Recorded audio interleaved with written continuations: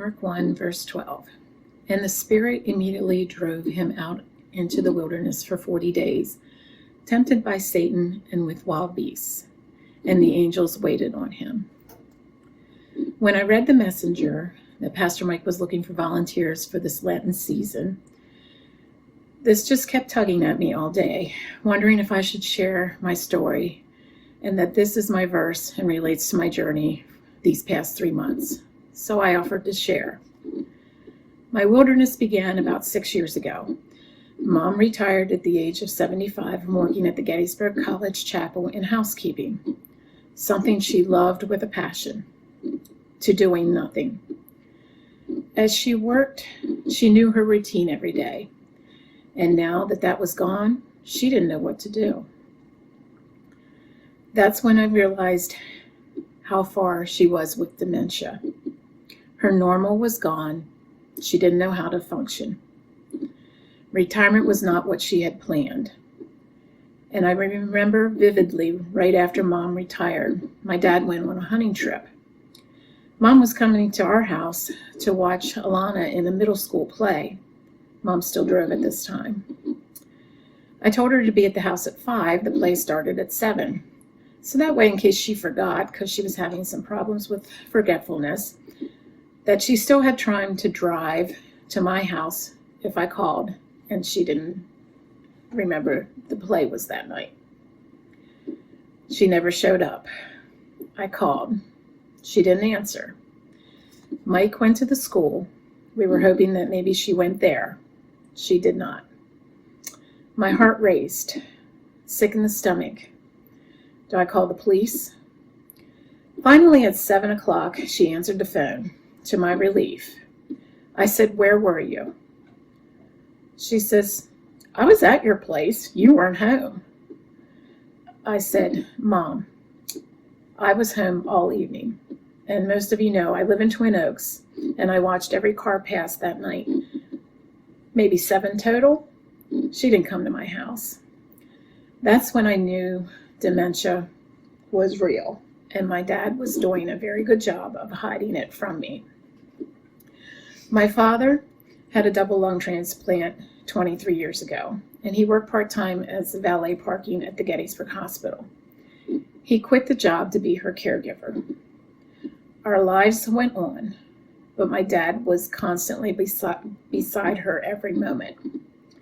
She used to always get mad at him and say, "You watch me like a hawk." And we joked we were going to put that on her tombstone because that's all she said to him. "You watch me like a hawk." To me, my mom died 5 years ago.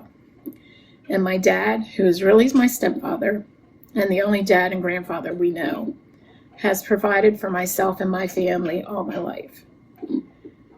We knew we were loved and would not want for anything as long as he could provide for us.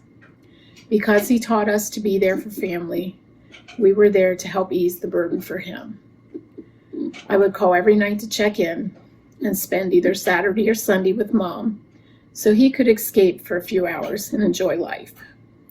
This man made a promise to himself, me, and God. As long as he was able, he was going to care for Mommy. And if he felt that he couldn't, he would let me know, and it would be time to place her in a facility. For 5 years, we, mainly him, lived with the wild beast in the wilderness, dementia, never knowing what each day would bring, whether she'd be herself, whether she'd be with a deceased family member, or cleaning at the chapel at the Gettysburg College, or just staring into space, not uttering a single word. I prayed every day for a good day, and that I would not receive any phone calls that I was needed. As I look back at it, it was a little selfish of me, but I also was the only one who would be able to help. I would need to stay with Mom when he was hospitalized on several occasions, or when she would be nasty and not cooperate, I would need to go and take care of her since I was stronger than him at some times. November 27th, his 80th birthday. Life took a turn. He was sick with the flu. and he called me to have the ambulance come to the house at 6 o'clock in the morning. I went to stay with Mom, and he was taken to the hospital. Several hours later, I received a call from him telling me those awful words: I have COVID. Tears, numbness, shock are few words to describe that day. The girls and I were supposed to be celebrating his 80th birthday, but he was lying in the hospital scared and thinking he was dying alone. He proceeded to get the treatment and had to stay 5 days at the hospital, and he came home on December 1st. As I stayed with Mom, she never uttered a word to me until that day when I brought him home.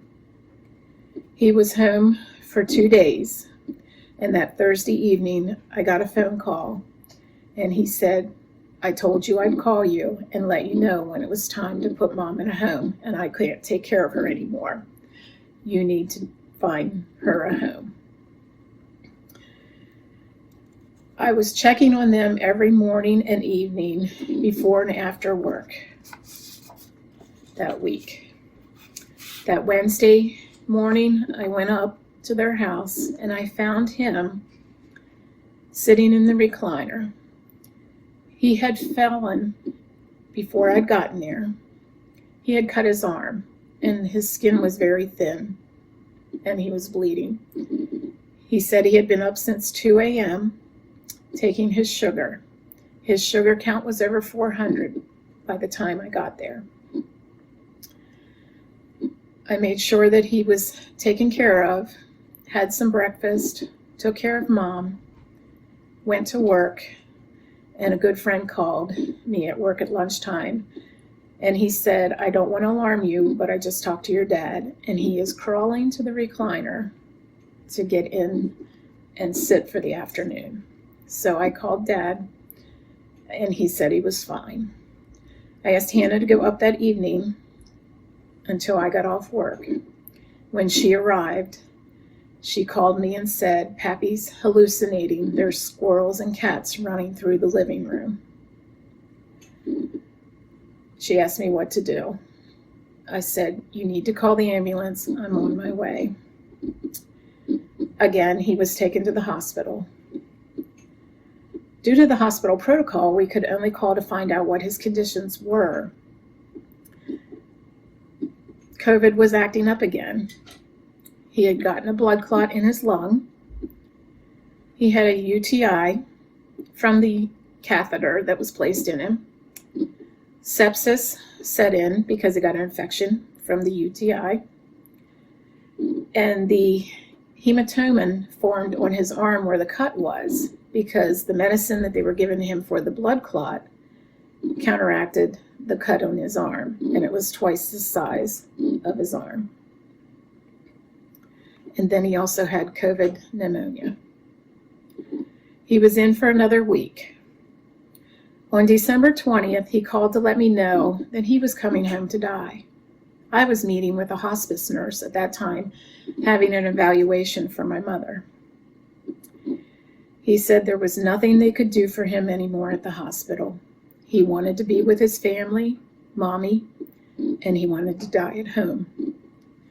I honored his wishes and brought him home the Monday before Christmas.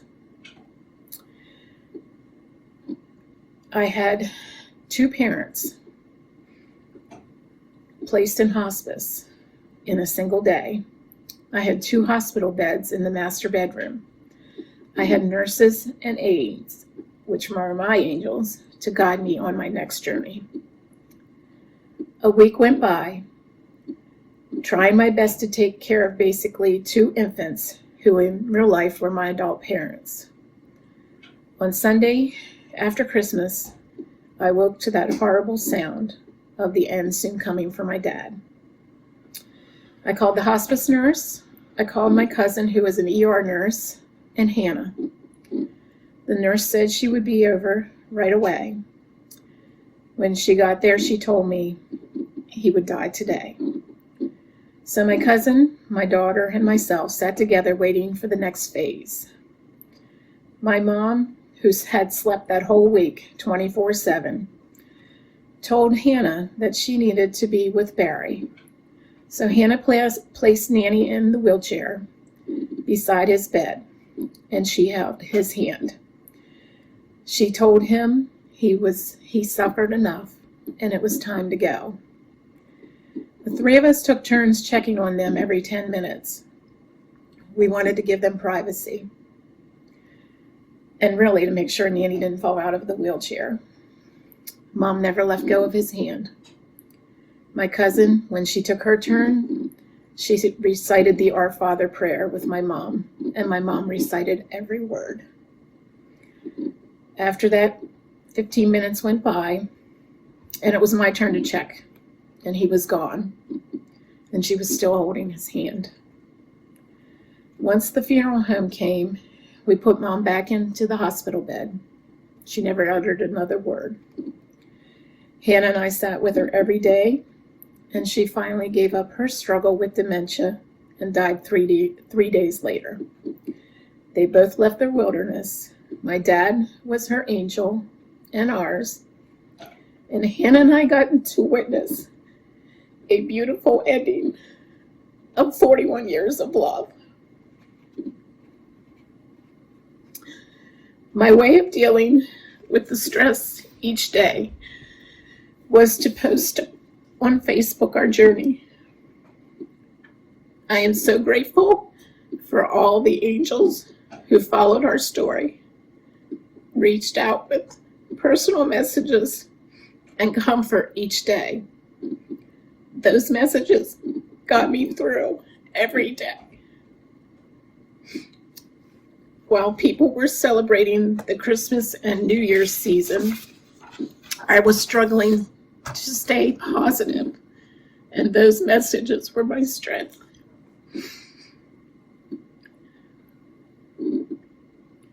The lesson I've learned during these years in the wilderness is you have no idea what goes on behind the four walls of somebody's home.